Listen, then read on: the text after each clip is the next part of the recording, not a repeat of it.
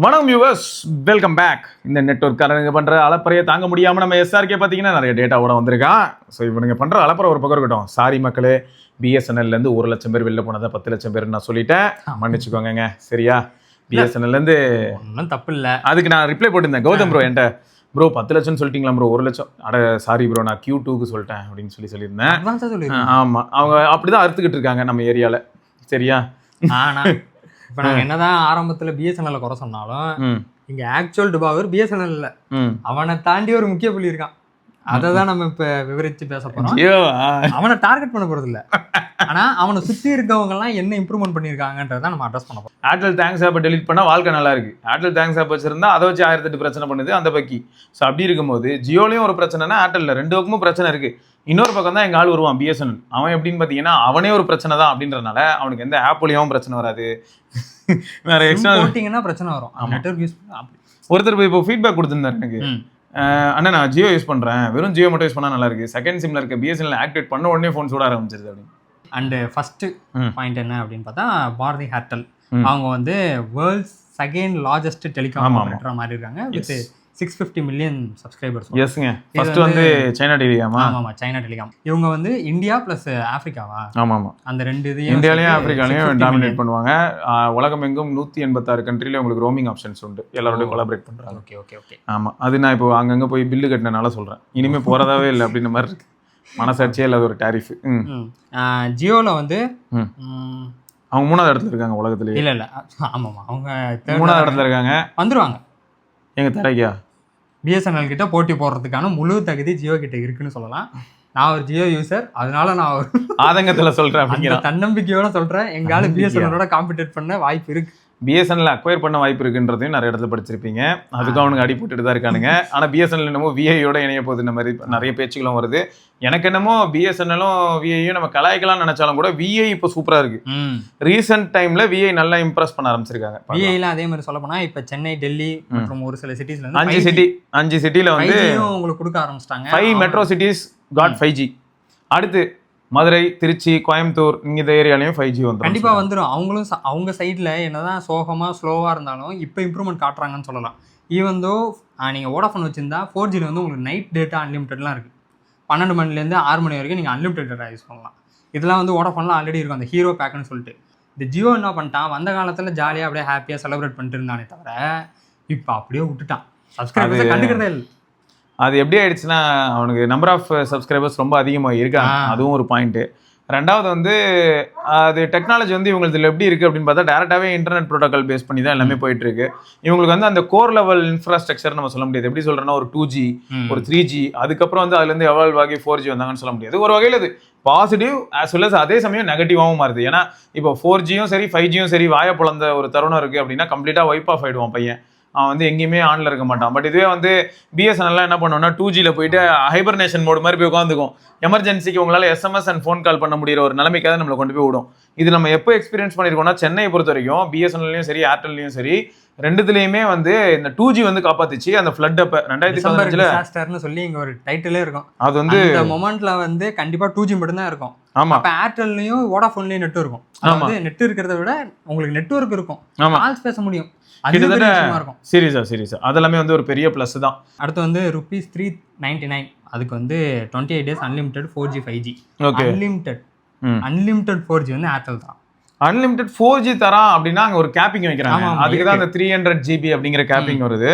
So அந்த capping வரனால என்ன ஆகுது அப்படின்னு பார்த்தீங்கன்னா 300 GB யூஸ் பண்ணா அதை தான் நான் ஃபீட்பேக்காக பார்த்தேங்கிறேன். நம்ம கமெண்ட் செக்ஷனில் பார்த்தேன். ஒரு நண்பர் என்ன சொன்னார்னா, அண்ணன் 300 GB தரான்னு, அது கரெக்டு. ஆனால் அடுத்த 2 நாள் என்ன பண்ணுறான் தெரியுமா, 2 நாள் 20 நாள் கிட்ட நீங்கள் சுதாரிச்சிக்கல அப்படின்னா 300 GB காலி அப்படின்னு தெரிஞ்சதும் டெய்லி 1.5 GBல வேற அவன் நம்மளை டார்ச்சர் பண்ணுறான். சரியா? அதுக்கு அவர் என்ன பண்ணாரான் தெரியுமா, ஒரு 3 நாள் பார்த்தாரான், டார்ச்சராக இருந்தது. அப்புறம் ஏர்டெல் தேங்க்ஸ் ஆப்பை அன்இன்ஸ்டால் பண்ணிட்டு திரும்ப அப்படியே விட்டா அந்த 1.5 GBங்கிறது அது ஒழுங்காக வேலை செய்ய ஆரம்பிச்சுதான். ஸோ இவனும் ஒரு கோளாறு தாங்க. சரியா? அது நாங்கள் பொதுவாக நாங்கள் பேசும்போது நாங்கள் சொல்லியிருப்போம், இவன் ஒரு சப்பானியும் ஒரு சாகுராகின்னு. அந்த மாதிரி தான் இந்த 2 பேருமே ரொம்ப டார்ச்சர் பண்ணுறாங்க இந்த விதத்தில். இதில் வேற இது இவன் சொல்லிட்டு தான் ஜியோவில் வந்து ஒரு பிளான் இருந்ததாங்க 90 daysக்கு. எஸ்ஆர்கே சொல்கிறோம் 90 daysல இருந்ததை தூக்கி டப்புன்னு 30 days மாற்றிட்டாங்க அப்படிங்கிறான். அது வந்து இந்த IPL இதுக்காக கிரிக்கெட் பேக்குன்னு ஒன்று இருந்ததுங்க. 90 daysல இருந்தது இப்போ 30 daysக்கு மாற்றிட்டானுங்க. ஆனால் ப்ரைஸ் அதே தான்.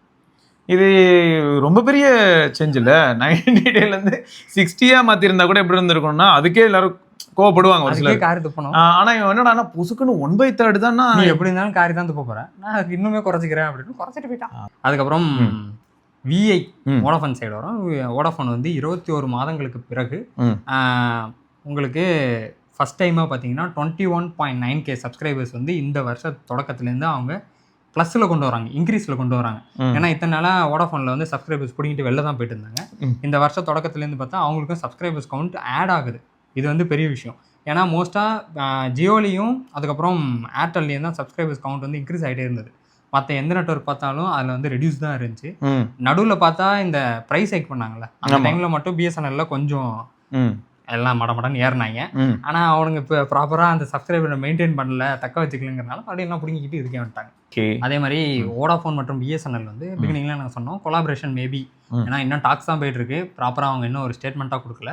மேபி அவங்க இணைவாங்க அப்படிங்கிற மாதிரியான ஒரு சில லீக்ஸ் இருக்குது. பட் ஆனால் அவங்க 2 பேரும் merge ஆகுறாங்க அப்படின்னா கண்டிப்பாக பெனிஃபிட்ஸ் இருக்கும். சப்ஸ்கிரைபர்ஸ்க்காக இருக்கட்டும், அதோட யூசர்ஸாக இருக்கட்டும், என்ஜாய் தான் பண்ணுவாங்க. ஏன்னா இப்போ பிஎஸ்என்எல்ல பார்த்தீங்கன்னா ஒரு சில பேக்ஸே வந்து அட்ராக்டிவாக இருக்கும். கரெக்ட். ஒரு 200 ரூபாய்க்கு பார்த்தா 30 நாளைக்கு இல்லை 60 நாளைக்கு ஒன்லி வேலிடிட்டி அப்படின்லாம் இருக்கும். இந்த மாதிரி பேக்லாம் இப்போ merge ஆச்சுன்னா வோடாஃபோன்லேயும் உங்களுக்கு கிடச்சிங்கன்னா வோடாஃபோன் யூசர்ஸ்க்குலாம் என்ஜாயபிளாக இருப்பாங்க. சரி சார். ஏன்னா இப்போ நம்ம ஜியோவை எடுத்துக்கிட்டா ஏர்டெல் எடுத்துக்கிட்டா சும்மா நம்ம ஆக்டிவாக வச்சுக்கணும், அந்த சிம்மு உயிரோடு இருக்கணும், ஓடிபி ரிசீவ் ஆகணும், மெசேஜ் நான் பார்த்துக்கணும், இவ்வளோ தான் எனக்கு பர்பஸே. அதுக்கு பார்த்தாலே நம்ம 250 ரூபாய்க்கு மேலே ரீசார்ஜ் பண்ண வேண்டியது. இதுக்கு ஒரு விஷயம் இருக்குது, அதையும் சொல்லணும்னு நினச்சேன். கிருஷ்ணா வந்து போட்டுருந்தான் நம்ம டாக்டர், நான் ஒரு பிஎஸ்என்எல் சிம் வச்சிருக்கேன், ஓகே 150 நாள் வெயிட் பண்ணி தான் ரீசார்ஜே பண்ணுவேன் அப்படின்வான். உனக்கு அதில் வந்து பார்த்தீங்கன்னா உனக்கு வேலிடிட்டி முடிஞ்சதுக்கு அப்புறமா வெயிட்டிங் பீரியட் உண்டு. ஆமாம். ஸோ அந்த வெயிட்டிங் பீரியட் வரைக்கும் அவன் என்ன பண்ணுவான்னா எதுவும் பண்ண மாட்டான், ரீசார்ஜ் பண்ண மாட்டான். அதோட டெத் பெட்டுக்கு போகும். அப்போ எடுத்து டப்புன்னு ட்ரிப்ஸ் சொருகி விட்டுருவான். திரும்ப என்ன ஆகிட்டேன்னா அந்த 1 மந்த் ரீசார்ஜ் பண்ணானா இப்போ திரும்பியும் உங்களுக்கு என்ன ஆகும்னு பார்த்தீங்கன்னா ரீசார்ஜ் முடிஞ்சு ஃபர்ஸ்ட் ஒரு 7 டேஸ்க்கு பேலன்ஸ் ரீடைன் ஆகும்.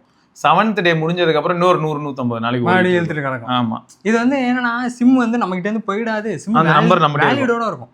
அந்த வேலிடிட்டி எப்போ எனக்கு நிஜமா தேவையோ அந்த நம்பர் நான் எப்போ பயன்படுத்த போறேன்னு முடிவு பண்றணும். அப்போ வந்து நான் டேட்டா ரிலேட்டடான பிளான். சும்மா சைலண்டா இருக்க சிம்முக்கு மாசம் வந்து 250 ரூபா போட்டு இருக்குது, வேஸ்ட் இல்ல. ஓ, ஜியோ லான்ச்சஸ் நியூ 339 ப்ரீபெய்ட் பிளானா? அதுவே ஒரு மொரட்டு ஜோக்குங்க. இது வந்து இந்த மந்த், அதாவது கேலண்டர் மந்த்னு சொல்லிட்டு 31 நாள் தானே கேலண்டர் மந்த். ஆனால் ஒரு சிலர் அந்த நெட்வொர்க் சைடில் வந்து 28 நாள்னுவானுங்க. ஆமாம். அதனால இந்த 31 நாளுக்கு வேலிடிட்டி இருக்க மாதிரியான பேக் வந்து நீங்கள் கொண்டு வரணும் அப்படின்னு சொல்லிட்டு ட்ராயிலேருந்து சொல்லியிருந்தாங்க. அதனால் இவன் கொண்டு வந்தான் இந்த 339 அப்படின்னு சொல்கிற பிளானை. பட் ஆனால் இதே பிளானு பெட்டராகவே உங்களுக்கு 319 ருபீஸ்க்கே கிடைக்கும், 20 ரூபா கம்மியிலே. அதே பிளான் தான், அதே பிளான் தான். என்னடா பண்ணுறீங்க அப்படின்ட்டு. 28 நாள் பேக் எவ்வளோன்னு பார்த்தா 299 ரூபா இன்னும். அப்போ ரெண்டு நாளைக்கு 40 ரூபாயாடாங்கிற மாதிரி இருக்குது. புரியுதா உங்களுக்கு லாஜிக்கு? என்னடா பண்ணுறீங்க, ஏன்டா இப்படி பண்ணுறீங்கன்ற. 28 ரூபா தான், 28 நாள் தான் உங்களுக்கு லாபம் அப்படின்னு நீங்கள் அதே ரீசார்ஜ் பண்ணுவீங்களா? எப்படி? அவ்வளோதான். உடனே இவங்க என்ன சொல்லுவாங்க, இப்போ நெட்வொர்க் எல்லாரும் அதாங்க பண்ணுறாங்க, நாங்கள் அதனால தான் அதை ரீடைன் பண்ணுறோம். அவங்களுக்கு 28 நாள் தான் பிடிச்சிருக்கு. Why are you guys forcing us? We are already working for the customers.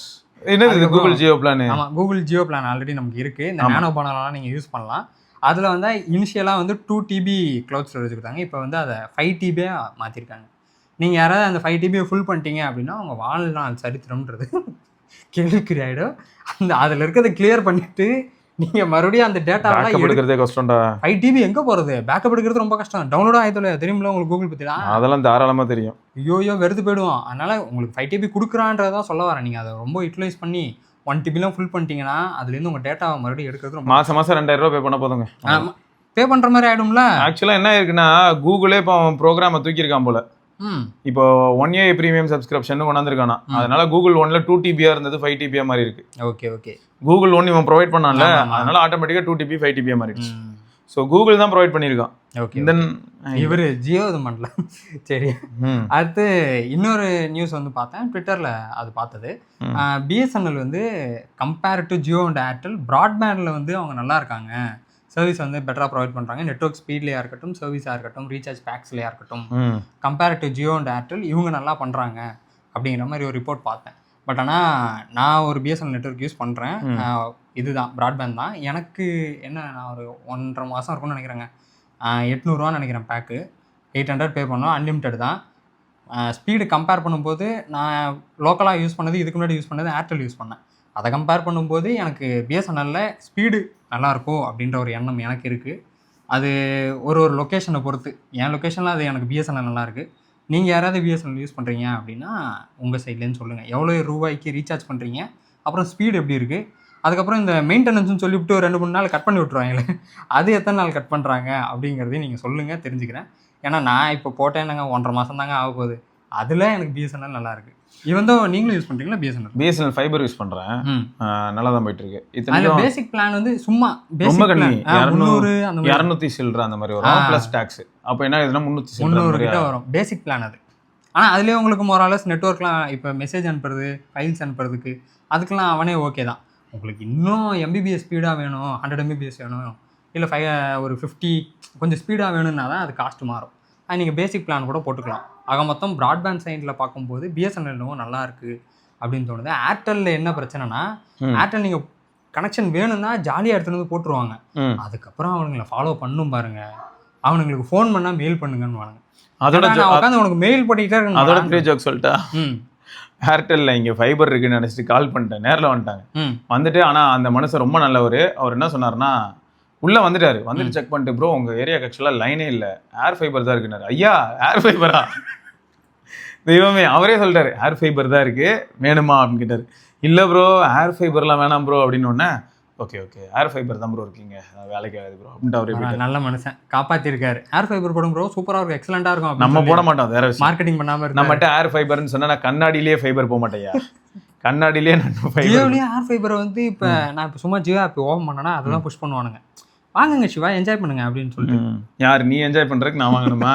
இல்லை இந்த ஏர் ஃபைபர் பொறுத்த வரைக்கும் என்னன்னா, என் தங்கச்சி வீட்டில் இருக்கு, செத்து சுண்ணம் ஜியோ தான். அப்புறம் இப்போ ஆக்டிவ் போயிட்டா ஃபைபருக்கு.